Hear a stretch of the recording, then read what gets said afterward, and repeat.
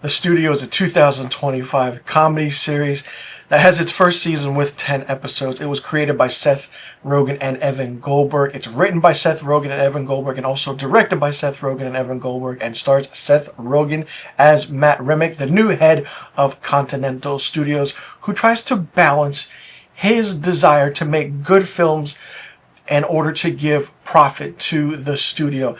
Each episode runs between 24 to 44 minutes long, and recently at the 77th Annual Primetime Emmy Awards, it was nominated for 23 awards in its first season, a record that has been broken, and it won 13 Emmys. Absolutely fantastic, and it deserved every single Emmy win. I had a phenomenal time watching this show. It was funny, it was in your face, and just the way everything was done was so good. As I stated, Seth Rogen plays Matt Remick, who is promoted to the new head of Continental Studios after his former boss is let go, Patty, played by Catherine O'Hara, where she is fired by Bryan Cranston's character. And it's just really good and well done. Bryan Cranston's character is Griffin Mill, the Continental CEO. Not only that, you have Catherine O'Hara, who plays Patty. Ike Barinholtz is Sal Saperstein, who is the Vice President of Production and Matt's close friend. Chase Sue Wonders, who plays Quinn, Matt's former assistant, who is now promoted to junior executive. And Catherine Hahn as Maya, who is the head of marketing. Let me wrap my head around this because I binged it and it was phenomenal. My stomach was hurting from laughing so hard. Each episode plays on its own about being promoted. You have certain things like the oneer, the note, the missing reel, the presentation, the war, the casting process. Every single thing about this show is really good.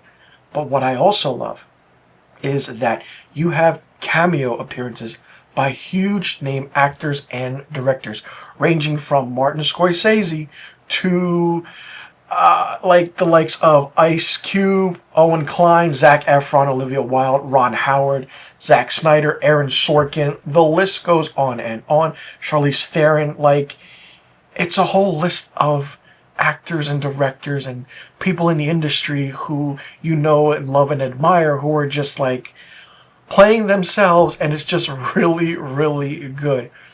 The character of Matt Remick is annoying at times, I will say that, because he wants to do things perfectly.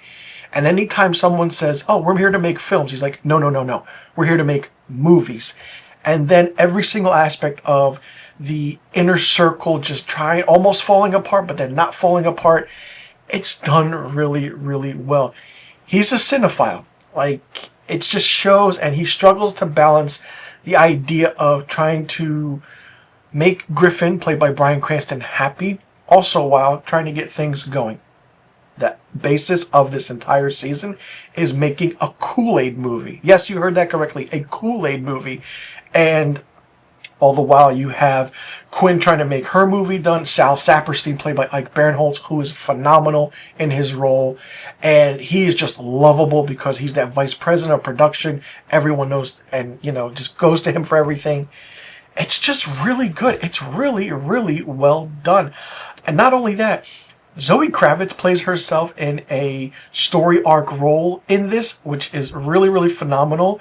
And Bryan Cranston doing kind of physical comedy is something that I absolutely loved and enjoyed. Seth Rogen has come a long way in the industry with writing those, comedy movies about getting high and stuff, and, playing with the likes of his clique that he has and works with. And then you have him doing this. Mind-blowingly phenomenal. It's funny. It's driven.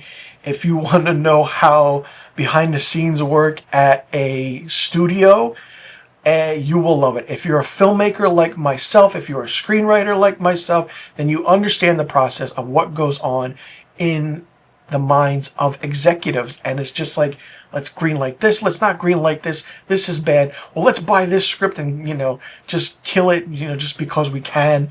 It's just really good. It premiered March 26, 2025 on Apple TV Plus, and it has been renewed for a second season, which is going to be interesting because I can't wait to see how many episodes that is and what other big names they will get to star in the second season. The camera work, my goodness, like the one-shot take, the panning back and forth, the quick cuts, you can kind of see where the quick cuts are, where if someone walks in front of the frame, there's a quick edit and it goes right to a new scene. But then when they're following, when Seth Rogen is talking, his character of Matt, he's talking to Sal Saperstein, like Barinholtz's character, it's going like this, back and forth, but it's quick. And then when you have all four characters talking, the camera's going around them in a 360 manner, while everything else around them is happening in real time. Phenomenal. Absolutely phenomenal. No other show is doing this. I don't even think no other film has done something like this. This is new. This is inventive. And listen, I absolutely had a ball with it. Can't say any bad things about it because it was absolutely mind-blowing. And for a show like this in its first season to win 13 Emmys and be nominated for 23, an absolute feat. Congratulations to Seth Rogen and Evan Goldberg, the entire cast and crew of the studio. It's just so good. Not only that, I will say I was kind of surprised to see Netflix CEO Ted Sarandos in this. He shares a scene with Seth Rogen in the Golden Globes episode, and it's just funny because he's the head of Netflix who's in a show like this made from Seth Rogen, which is on Apple TV. I just thought that was funny, and it's just interesting. It's fun. Listen, check the show out. You won't be disappointed. Oh, if you're like, oh, I got to get another streaming service. No, if you've never had Apple TV Plus, get it. Get the 7-day free trial. Binge this. There you go. It's simple as that. I loved this show. It's probably my #1 show of 2025. And everyone else who had a cameo appearance did really well also, which is so good to see. For me, the studio gets 5 out of 5 film reels. Let me know in the comment section what you thought about the studio. If you've seen it, if you haven't seen it, will you be checking it out now that I reviewed it and that it won 13 Emmys? What was your favorite part? What was your least favorite part? Who was your favorite character? What was your least favorite character? And what do you think is going to happen in season 2? And do you think it's refreshing to see a show like this about the behind the scenes embattled about a Hollywood studio and what goes on behind the scenes? And who was your favorite cameo appearance? Let me know in the comment section about all the questions I just asked. I'm Mr. Filmstock. Thanks so much for tuning in, and I'll see you all in the next review video.